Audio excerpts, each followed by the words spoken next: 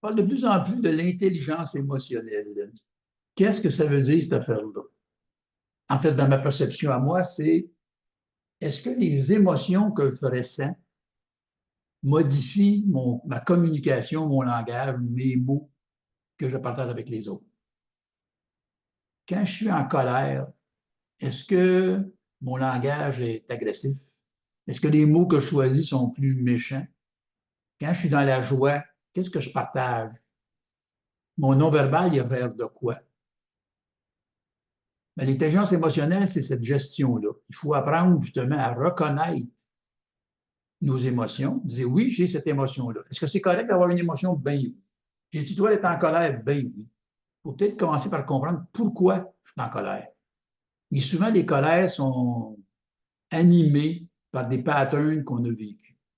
On a vécu une telle situation, puis à chaque fois que puis dans cette situation-là, j'ai réagi d'une certaine façon.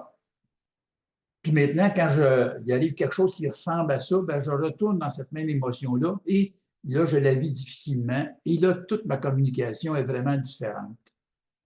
Alors, dans un premier temps, quand je sens une émotion monter, de l'accepter. Deuxièmement, de dire, bon, d'où ça vient. Puis troisièmement, c'est qu'est-ce que je fais avec. Puis en même temps, quand je parle avec quelqu'un, lui aussi a ses émotions. L'autre aussi a ses émotions. Puis il faut que j'essaye de comprendre qu'est-ce qui a fait que lui. Parce qu'elle m'a dit, ben oui, j'ai rien dit de spécial. Comment ça fait qu'il s'est fâché pour ça? Parce que lui a ses propres patterns qu'il a découvert, qu'il a rappelé. Ça lui a rappelé ça. Puis la même phrase dite à deux personnes différentes n'aura pas le même impact sur les émotions de l'un et de l'autre. Alors, quand je discute avec quelqu'un, juste me demander qu'est-ce qui fait que cette personne-là est choquée par ce que j'ai dit ou qu'est-ce qui fait que ça m'a choqué moi. Première étape, on va juste parler de ça, mais pas ce matin. Je vous laisse ça comme réflexion. Bonne journée.